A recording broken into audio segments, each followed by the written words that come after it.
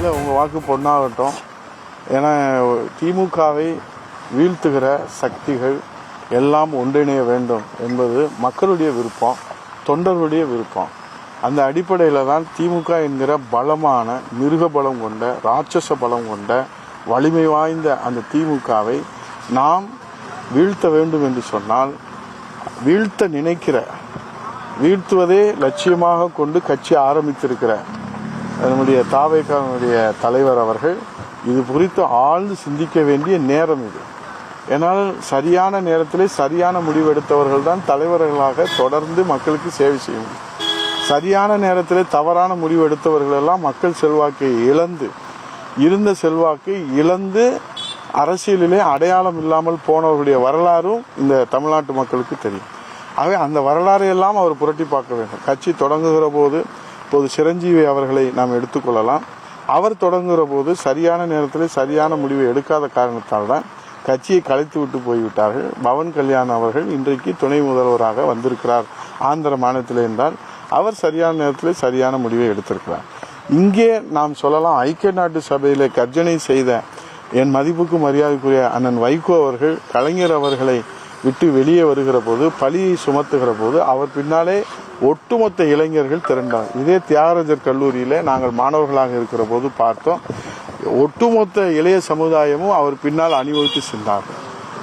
அது வர வர வர வர பார்த்தீங்கன்னா கரைந்து கரைந்து கரைந்து கரைந்து கடைசியில் கரையே தெரியாமல் போய்விட்டது என்ற அளவில் அந்த சரியான நேரத்தில் தவறான முடிவை எடுத்த காரணத்தினால்தான் அவர் இன்றைக்கு கட்சி, அவருடைய அரசியல் எதிர்காலம் கேள்விக்குறியாயிருக்கிறது. ஆகவே முதலிலே கட்சியை காப்பாற்ற வேண்டும் என்று சொன்னால் கட்சி இருந்தால்தான் மக்களுக்கு சேவை செய்ய முடியும். கட்சி இருந்தால்தான் தொண்டர்களை பாதுகாக்க முடியும். கட்சி இருந்தால்தான் தலைவர்கள் தங்கள் கருத்துக்களை சொல்ல முடியும், தங்களுடைய எண்ணங்களை செயல்படுத்த முடியும், சேவைகளை செய்ய முடியும்.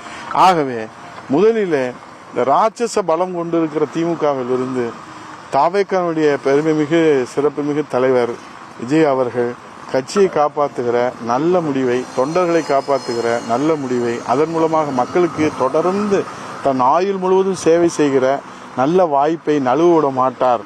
தொண்டர்களின் எண்ணத்தை, மக்களுடைய விருப்பத்தை நிறைவேற்றுவதற்கு அவர் அனுபவமுள்ள அனைத்து இந்திய அண்ணா திராவிட முன்னேற்ற கழகம் 52 ஆண்டு காலம் அனுபவமுள்ள 32 ஆண்டு காலம் ஆளுகிற வளர்ச்சி திட்டங்களை மக்களுக்கு வாரி வாரி வழங்கி இருக்கிற அண்ணா திராவிட முன்னேற்ற கழகத்தில் பயணிப்பதை குறித்து தொண்டர்களின் விருப்பத்தை, மக்களுடைய எண்ணங்களை அவர் அலசி ஆராய்ந்து சரியான நேரத்தில் சரியான முடிவை எடுக்கக்கூடிய வாய்ப்பு இருப்பதாக நமக்கு காலம் அதற்கு மலர்ந்து வரும், கைகூடும் என்பது எல்லோருடைய விருப்பம்.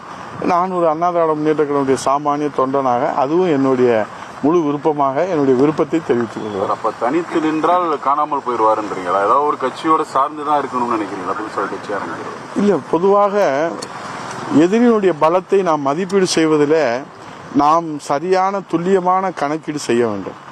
எதிரியுடைய பலம் என்பது ராட்சச பலமாக இருக்கிற போது அப்படிப்பட்ட 75 ஆண்டு கொண்ட கட்சியை நாங்கள் கூட்டணி பலமாக இருக்கிறோம் என்று மாண்புமிகு முதல்வர் அவர்கள் அடிக்கடி சொல்கிறார். நாங்கள் திமுக பலமாக இருக்கிறோம் என்று ஒரு முறை கூட அவர் தூக்கத்திலே கூட பேசியது கிடையாது. ஏனென்றால் அவர் ஒரு பக்குவப்பட்ட தலைவராக, மக்களுடைய நாடி துடிப்பு தெரிந்த தலைவராக, அவர் கூட்டணி கட்சிகளை எப்படி அவர் அரவணைத்து அவர்கள் கொண்டு சென்று எங்களுடைய பலமே கூட்டணி தான் என்று மக்களிடத்தில் சொல்லுகிறார். அப்படிப்பட்ட நிலையில இன்றைக்கு நாம் திமுகவை வீழ்த்த வேண்டும், அதுதான் தாவேகாவினுடைய லட்சியம் என்று சொன்னார். நான் ரொம்ப சுருக்கமாக சொல்றேன், நான் கலோக்கியலா சொல்றேன். மீண்டும் ஒரு முறை திமுக ஆட்சிக்கு தப்பித்தவறி வந்துவிட்டால் இந்த நாட்டை ஆண்டவனால் கூட காப்பாற்ற முடியாது. தாவேகாவை ஆண்டவன் நினைத்தாலும் காப்பாற்ற முடியாது.